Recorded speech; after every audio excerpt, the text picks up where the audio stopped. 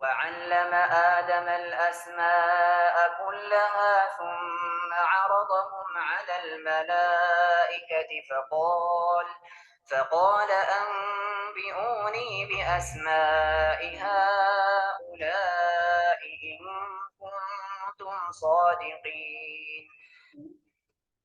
قالوا سبحانك لا علم لنا إلا ما علمتنا إنك أنت العليم الحكيم. قال يا آدم أنبئهم بأسمائهم فلما أنبأهم بأسمائهم قال ألم أقل لكم إني أعلم غيب السماوات والأرض وأعلم ما تبدون وما كنتم تكتمون.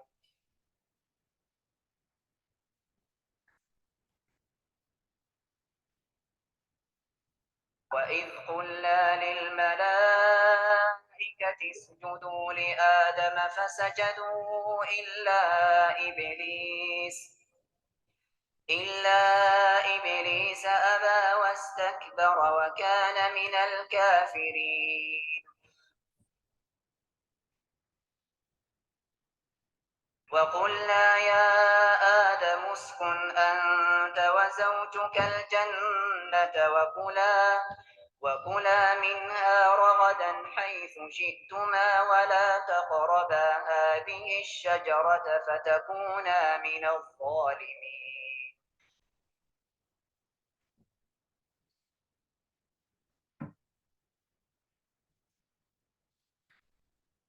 السلام علیکم ورحمۃ اللہ وبرکاتہ.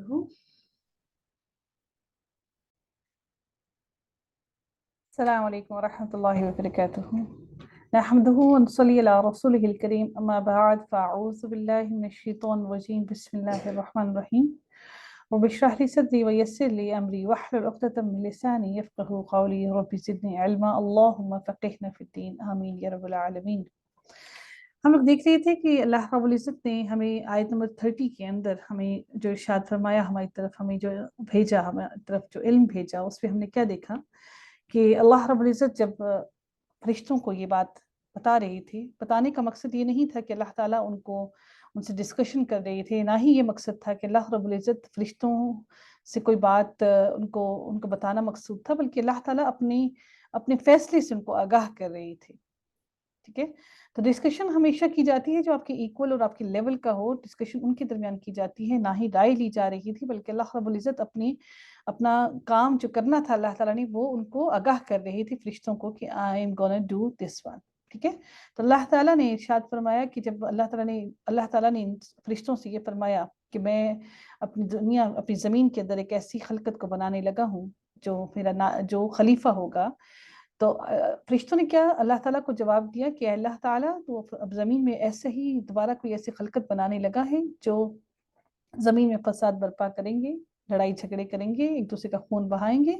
کیونکہ اس سے پہلے ہمیں تاریخ سے یہ علم ہوتا ہے، جس طرح سے ابلیس کے بارے میں ہم نے ذکر کیا تھا کہ ایک ایسی قوم زمین میں آباد تھی جو کہ زمین میں فساد برپا کرتے تھے، خون بہاتے تھے، ایک دوسرے کا قتل کرتے تھے، ناحق قتل کیا کرتے تھے. اور فرشتوں نے کہا کہ اللہ تعالیٰ سے کہ اے اللہ، ہم صرف اور صرف ہمارا کام صرف اور صرف تیری پاکی بیان کرنا، تیری تسبیح بیان کرنا اور ہر وقت تیری حمد و ثنا کرنے میں ہی ہم لگے رہتے ہیں. تو پھر ایک ایسی خلقت کی کیا ضرورت پڑی کہ جو پھر دنیا میں آئے گا اور زمین پر آئے گا اور فساد برپا کرے گا اور لڑائی جھگڑے کرے گا اور خون بہائے گا. تو اس سے ہمیں ایک سب سے امپورٹنٹ بات معلوم ہوتی ہے، وہ یہ معلوم ہوتی ہے کہ اللہ تعالیٰ نے ہمیں نہ صرف اپنی عبادت کے لیے بلکہ اور بھی بہت سارے مسائل اور بہت سارے معاملات کے لیے زمین پر بھیجا ہے. اور ان ساری چیزوں پر ہمیں نہ صرف ہمارا عقیدہ ہونا چاہیے بلکہ ان ساری چیزوں پر ہمیں علم بھی ہمیں ہونا چاہیے کہ ہم یہ سارا کچھ کیسے کرنا ہے، ہمیں اپنی زندگی کے معاملات کو کس طرح سے سر انجام دینا ہے، اور وہ سارے معاملات ہمیں کیسے معلوم ہوں گے. ہمیں قرآن کا علم حاصل کر کے ہمیں علم ہوگا کہ ہمیں اپنی زندگی کے معاملات کو کیسے گزارنا ہے. اب اللہ رب العزت نے کیا فرمایا، اب یہ فرشتوں کا کوئی حسد نہیں تھا انسان سے، فرشتے صرف اپنے نالج کے لیے جاننا چاہتے تھے کہ اللہ تیرا اس انسان کو بنانے کے پیچھے حکمت کیا ہے. تو اللہ تعالیٰ نے ان کو کیا جواب دیا؟ قال انی اعلم ما لا تعلمون، کہ بے شک میں وہ جانتا ہوں جو تم نہیں جانتے ہو، تمہیں اس چیز کا علم نہیں ہے جو میں جانتا ہوں. اللہ تعالیٰ ارشاد فرماتے ہیں اگلی آیت کے اندر وعلم آدم الاسماء. اب اللہ تعالیٰ نے جب انسان کی تخلیق کی تو اللہ تعالیٰ نے فرشتوں سے کہا کہ تم زمین پر جاؤ اور اس زمین سے جا کر جگہ جگہ سے الگ الگ جگہ سے پوری زمین سے مٹی لے آؤ، پوری کائنات میں سے الگ الگ جگہ سے مٹی لے آؤ. اس کا کیا ہوا کہ کچھ مٹی وہ گندی جگہ سے بھی لے گئے، صاف جگہ سے بھی لے گئے. کوئی مٹی سفید تھی، کوئی کالی تھی، کوئی سخت تھی چٹیل میدان کی طرح، کوئی پتھریلی تھی. ہر طرح کی مٹی وہ لے گئے اللہ تعالیٰ کے پاس. اور پھر اللہ تعالیٰ نے اس مٹی سے اللہ تعالیٰ نے جب بنوایا حضرت آدم علیہ السلام کو، اور اللہ تعالیٰ نے دیکھیے کن فیکون، اللہ تعالیٰ نے صرف کہا اور وہ بن گئے. اللہ تعالیٰ کا صرف کہہ دینا ہی کافی تھا. اور اس مٹی سے تخلیق کی گئی انسان کی، حضرت آدم علیہ السلام کی اس گارے سے جو زمین سے اٹھائی گئی تھی. یہی وجہ ہے کہ ہر انسان ایک ڈیفرنٹ نیچر کا ہوتا ہے. اس میں سختی بھی ہوتی ہے، نرمی بھی ہوتی ہے، محبت بھی ہوتی ہے. کوئی کالا ہے، کوئی سیاہ ہے، کوئی گورا ہے.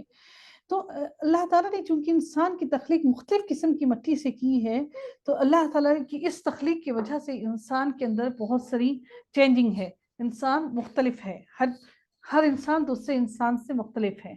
تو انسان کبھی بھی تمام انسان ایک جیسے اور برابر نہیں ہو سکتے ہیں. تو اللہ تعالیٰ نے انسان کی تخلیق کر دینے کے بعد، حضرت آدم علیہ السلام کی تخلیق کر دینے کے بعد، اللہ تعالیٰ نے حضرت آدم علیہ السلام کو کچھ چیزوں کے نام سکھا دیے. اب وہ نام کیا تھے؟ وہ کچھ چیزوں کے انسان کی بھی ہو سکتے ہیں، کچھ چیزوں کے بھی نام ہو سکتے ہیں جو ان کے سامنے موجود تھی. اور یہ اس کا علم مختلف تفاسیر میں مختلف آتا ہے کہ وہ چیزوں کے نام کیا تھے. ٹھیک ہے. تو اللہ تعالیٰ ارشاد فرماتے ہیں وَعَلَّمَ آدَمَ الْأَسْمَاءَ، اللہ تعالیٰ نے آدم علیہ السلام کو نام سکھا دے، کلہا، سب کے سب نام. ٹھیک ہے. پھر ان چیزوں کے جب اللہ تعالیٰ نے حضرت آدم علیہ السلام کو نام سکھا دیے تو پھر ان چیزوں کو اللہ تعالیٰ نے پیش کیا کس کے سامنے؟ ثُمَّ عَرَضَهُمْ عَلَى الْمَلَائِكَةِ. تو ان سب چیزوں کو اللہ تعالیٰ نے ملائکہ یعنی کہ فرشتوں کے سامنے پیش کیا کہ اب تم ان سب چیزوں کے نام مجھے بتاؤ. اب اللہ تعالیٰ نے کیا فرمایا؟ فَقَالَ أَنْبِئُونِي بِأَسْمَاءِ هَؤُلَاءِ، ان سب چیزوں کے نام مجھے بتاؤ. ان کنتم صادقین، اگر تمہیں کچھ بھی علم ہے، اگر تم کچھ بھی جانتے ہو اس چیز کے بارے میں تو تم یہ حجت بیان کر رہے تھے کہ اللہ تعالیٰ نے انسان کی تخلیق اگر دنیا میں کرنے لگے ہیں تو کس وجہ سے کرنے لگے ہیں، اگر تمہیں کچھ علم ہے تو تم بتا دو. اب فرشتوں نے کیا جواب دیا اللہ تعالیٰ کو؟ قالوا سبحانک لا علم لنا. جب بھی آپ دیکھیں گے کہ فرشتے جب اللہ رب العزت سے بات کرنے لگتے ہیں تو اللہ سے کلام کرنے سے پہلے اللہ تعالیٰ کی حمد و ثنا کرتے ہیں.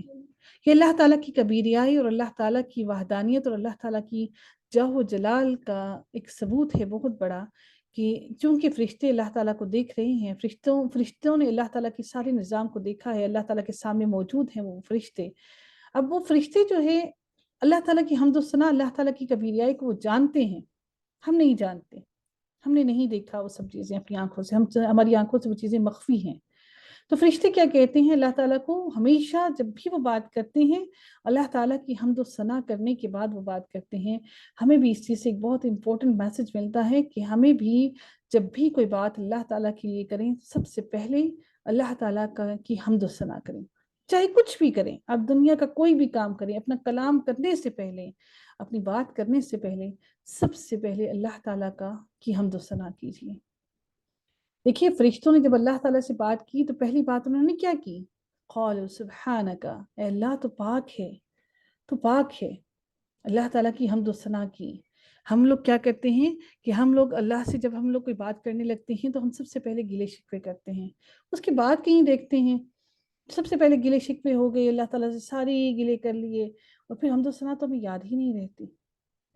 تو فرشتوں کی اس بات میں کتنا بڑا ہمارے لیے ایک میسج ہے کہ ہمیں ہر وقت اللہ تعالیٰ کی حمد و ثنا کرنی چاہیے. اپنا کلام شروع کرنے سے پہلے، اپنی بات شروع کرنے سے پہلے ہمیں اللہ رب العزت کی حمد و ثنا کرنی چاہیے. انہوں نے کیا ارشاد فرمایا؟ فرشتوں نے کیا کہا؟ قالوا سبحانک لا علم لنا، اے اللہ تو پاک ہے اور ہمیں علم نہیں ہے ہمیں سوائے اس چیز کے الا ما علمتنا، سوائے اس علم کے جو علم تو نے ہمیں عطا کیا.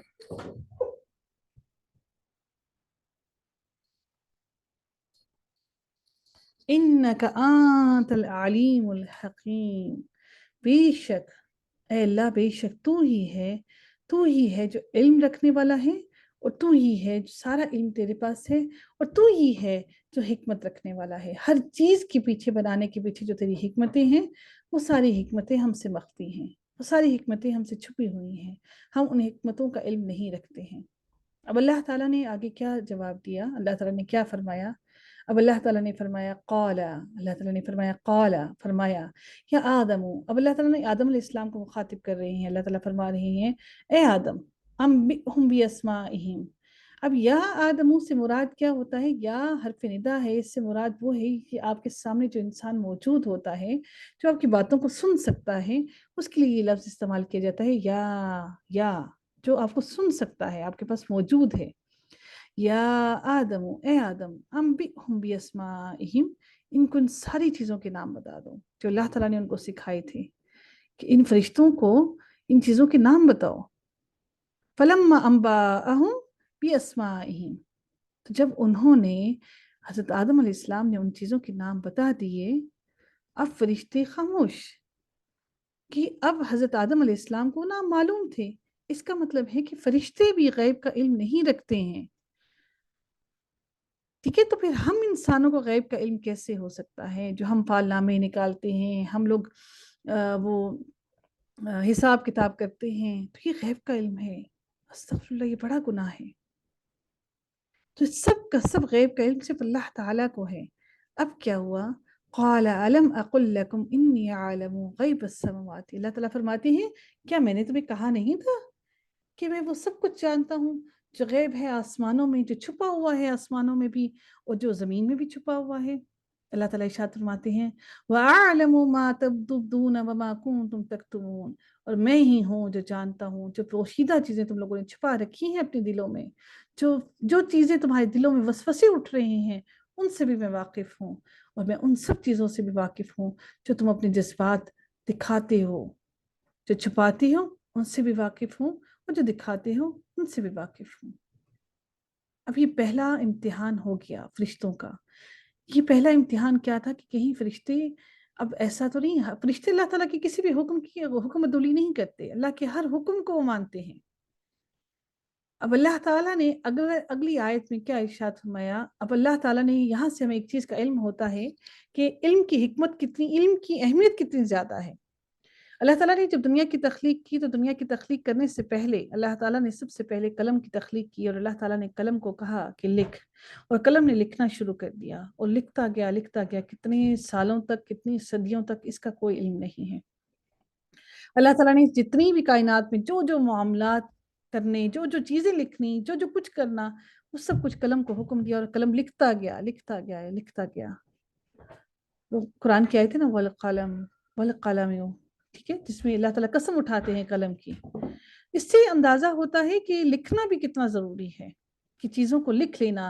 حالانکہ ایسا نہیں ہے کہ نعوذ باللہ کہ اللہ تعالیٰ کو بھول جاتا، یا اللہ تعالیٰ کے پلاننگز بھی کچھ اوپر نیچے ہو جاتا، ایسا نہیں ہے۔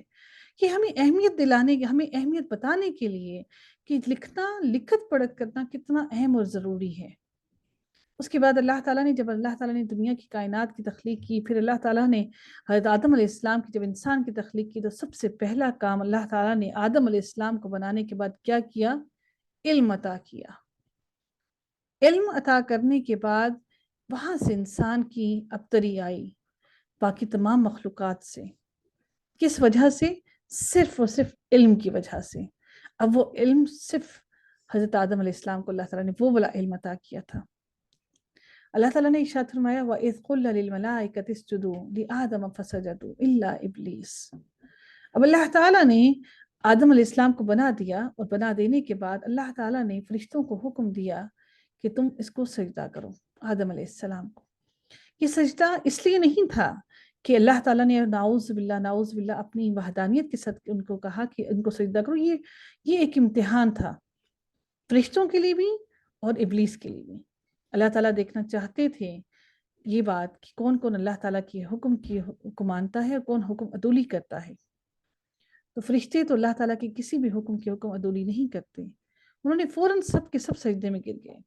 لیکن کیا ہوا؟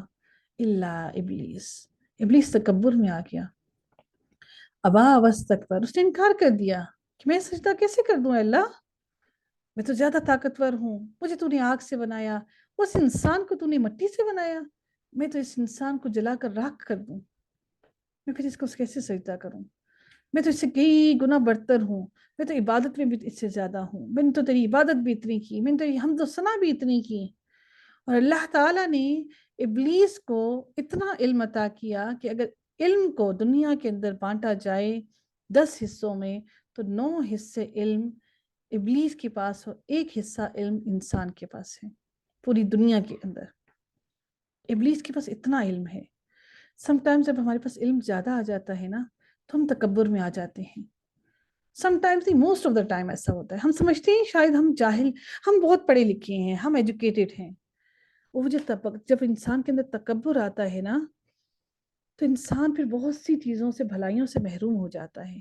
ہم نے اوپر پڑھا تھا نا کہ فرشتوں نے کیا کہا اللہ تعالیٰ سے، لا علم لنا، کہ ہمارے پاس علم نہیں ہے، ما علمتنا، سوائے اس چیز کے جو کہ تو نے علم ہمیں عطا کیا، ہمارے پاس اس کے علاوہ الا ما علمتنا، کی سوائے اس کے کہ جو تو نے ہمیں عطا کیا۔ فرشتوں نے فوراً مان لیا کہ اللہ ہمارے پاس اتنا علم نہیں ہے۔ تو یہاں سے یاد رکھیے کہ اگر ہم علم کو یہ مان لیں، ہم یہ اس چیز کو ایکسیپٹ کر لیں کہ ہمیں اس چیز کا علم نہیں ہے، تو اس میں ہماری کوئی عزت میں کمی نہیں آتی ہے، بلکہ ہم سیکھنے کی جستجو کرتے ہیں۔ اب ابلیس کو تکبر تھا، اپنے علم کا بھی گھمنڈ تھا، اپنی عبادتوں کا بھی گھمنڈ تھا، اس نے انکار کر دیا، اور انکار کرنے کے بعد کیا ہو گیا، وَكَانَ مِنَ الْكَافِرِينَ، اور وہ ہو گیا کافروں میں سے۔ اب اللہ تعالیٰ نے کیا ارشاد فرمایا، وَقُلْنَا يَا آدَمُ اسْكُنْ، اے آدم تو بھی رہ یہاں پر، أَنْتَ وَزَوْجُكَ، تو اور تیری بیوی دونوں رہو، الجنت، جنت میں دونوں رہو، وَكُلَا، الف آیا کہ دونوں کے لیے استعمال ہو رہا ہے، اور تم دونوں کھاؤ منہا رغداً، با فراغت کھاؤ، جتنا دل کرتا ہے کھاؤ، اللہ کے رزق میں کوئی کمی نہیں آئے گی۔ اور سب سے امپورٹنٹ بات کہ اس وقت تک ان کی جسم میں سے ابھی وہ سسٹم شروع نہیں ہوا تھا کہ ابھی ان کو پخانہ اور یورین جو ہے وہ پاس نہیں ہوتا تھا ان کو ابھی تک، ٹھیک ہے۔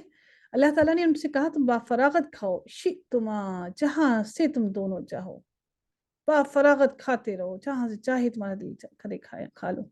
لیکن اللہ تعالیٰ نے ایک آزمائش ان کے ساتھ بھی لگا دی، اللہ تعالیٰ نے فرشتوں سے آزمائش لے لی، ابلیس سے آزمائش لے لی، اب اللہ تعالیٰ نے آزمائش لینا چاہی کن سے، آدم علیہ السلام سے۔ اب وہ آزمائش کیا تھی، وَلَا تَقْرَبَ هَذِهِ الشَّجَرَةَ، کہ تم دونوں نے، وَلَا تَقْرَبَ، تم دونوں قریب نہ جانا، هَذِهِ الشَّجَرَةَ، اس درخت کے۔ اب وہ درخت کون سا تھا؟ بہت سے لوگ کہتے ہیں جی گندم کا درخت تھا، ایسا نہیں ہے، اس کے بارے میں تفصیل میں کہیں نہیں لکھا کہ وہ کون سا درخت تھا، لیکن اللہ تعالیٰ نے ارشاد فرمایا کہ تم نے اس درخت کے قریب نہیں جانا، اگر تم نے اس درخت کو استعمال کر لیا، باقی تم پورے باغ میں سے جہاں سے چاہو کھاؤ۔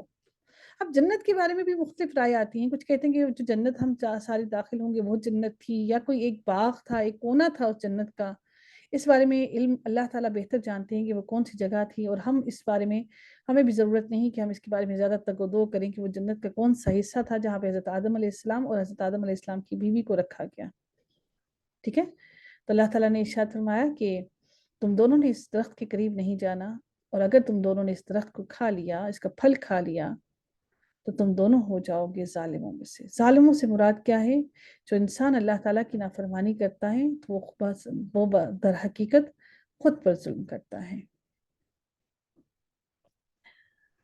یہاں پر آج کے سبق کا اختتام کرتے ہیں۔ اللہ تعالیٰ ہم سب پر اپنا رحم کرے، اللہ تعالیٰ ہم سب کو ہدایت پر رکھے، اور اللہ تعالیٰ ہم سب کو غرور اور تکبر سے محفوظ رکھے۔ اللہ سے دعا ہے کہ اللہ سے یہ دعا ہے کہ جو علم ہم حاصل کر رہے ہیں، اللہ تعالیٰ اس علم کی بدولت ہم میں تکبر نہ آنے دے۔ وآخر دعوانا ان الحمد للہ رب العالمین، سبحانک اللہم وبحمدک، نشہد ان لا الہ الا انت، نستغفرک ونتوب الیک۔ السلام علیکم ورحمۃ اللہ وبرکاتہ۔